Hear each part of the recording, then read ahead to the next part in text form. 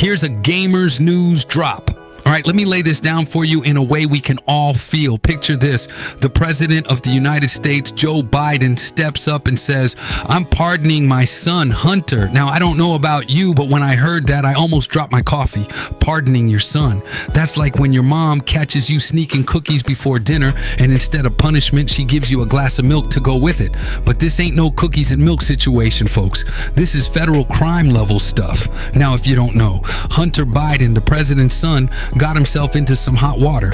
And when I say hot, I mean the kind of hot where you start sweating before you even touch the stove. He was out here not paying over $1 million in taxes, running around like Uncle Sam wasn't gonna notice.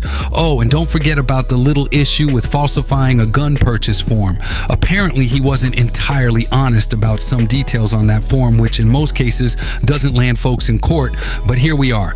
Now, Hunter didn't just owe a little. We're talking about $1.4 million in back taxes. That's the kind of money where regular folks start thinking, do I need to pick up a second job or maybe a third?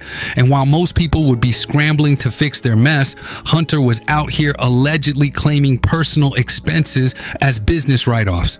Oh, that yacht rental, totally for a business meeting? Yeah, okay, fast forward to the big moment. President Biden walks up to the proverbial podium and says, "I'm pardoning my son because this prosecution ain't right."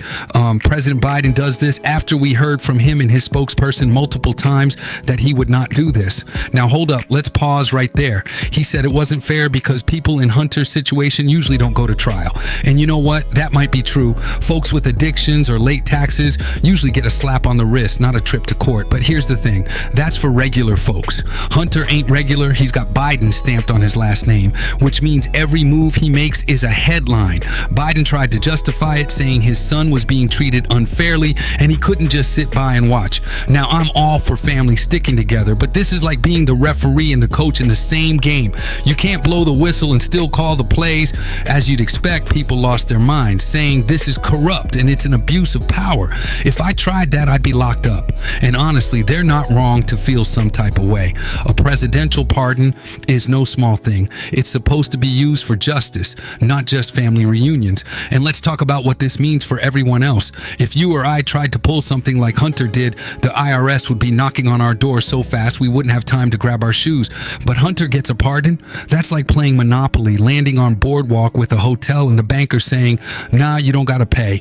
Now, don't get it twisted. There are people out here defending the move. They say Hunter paid back his taxes with interest and penalties, so what's the big deal? They argue this is about compassion, not corruption. They point to his struggles with addiction and say, hey, the man's been through enough. And sure, I get it. Nobody's perfect, but compassion doesn't mean you get a get out of jail free card just because your dad's the president. What this really boils down to is trust.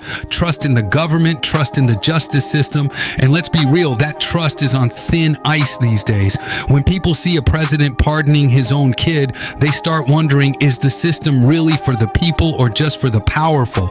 And that's a question that's bigger than Hunter Biden. It's about what kind of country we want to live in. So here we are, Hunter Biden's walking free, and folks across the country are shaking their heads. Is this the kind of precedent we want to set, or does this just widen the gap between the powerful and the everyday people trying to make it through the day?